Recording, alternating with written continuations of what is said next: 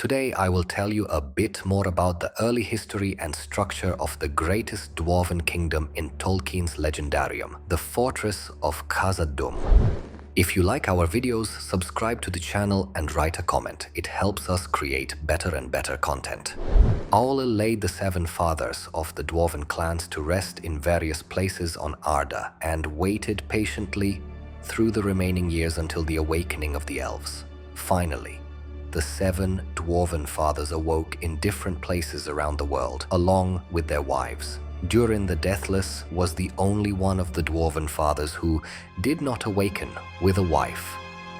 He set out alone from Mount Gundabad to the south, and along the way other dwarves joined him. Traveling with his ever-growing clan, Durin stopped in a valley at the foot of the mountains. Beautiful green forests grew there, and numerous waterfalls flowed from the mountains into an oval lake at the center of the valley. Durin saw the reflection of stars in the shimmering lake, forming a crown. The dwarf took this as a sign. He named the lake Keled-Zaram, known in the language of men as the Miramera, at the spot where he gazed into the water's surface. His descendants later erected a monolith called Durin's Stone.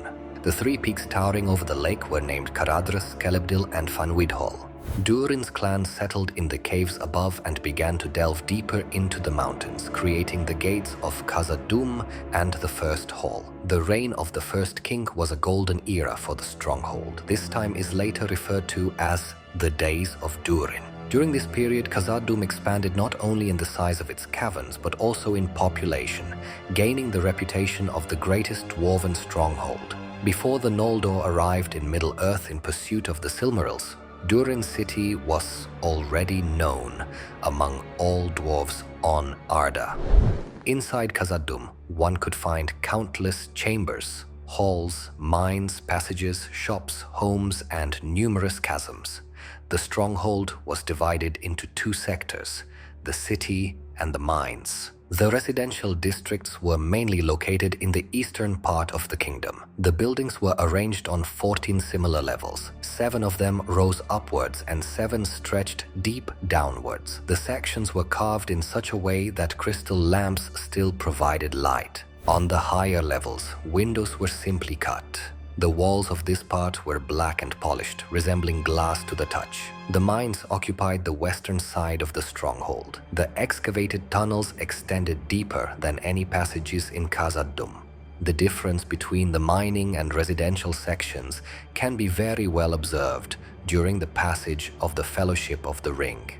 Upon entering from the west, the heroes find themselves in many interwoven corridors, and the further east they go, the more the architecture changes to residential. When the first men arrived in Rhovanion, Durin's people made contact with them, exchanging their services in metalwork and construction for food. This benefited both races. King Durin the Deathless died shortly before the end of the First Age and was buried inside his stronghold.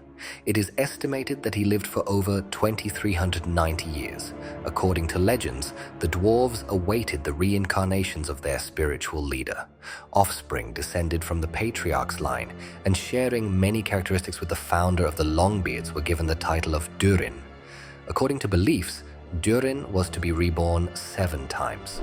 At the beginning of the Second Age, a wave of immigrants from the west flowed into Khazad-dûm. The clans of the Firebeards and Broadbeams joined the Longbeards. In those years, the dwarves waged fierce wars with the orcs. By collaborating with men, they managed to dominate the Orcish hordes living in the mountains, resulting in the Longbeards taking control of the northern and central regions of the Misty Mountains. Additionally, they dominated the Blue Mountains, the Iron Hills, and the valleys to the east of the Misty Mountains. However, they could not manage everything on their own, and the men helped them in managing some of their holdings. It is also very important to mention Mithril, whose substantial deposits were found in the Misty Mountains at the beginning of the Second Age or in the late years of the First Age. Among other things, it was Mithril that caused some elves residing in Lindon to journey east under the leadership of Celebrimbor, who founded Irion.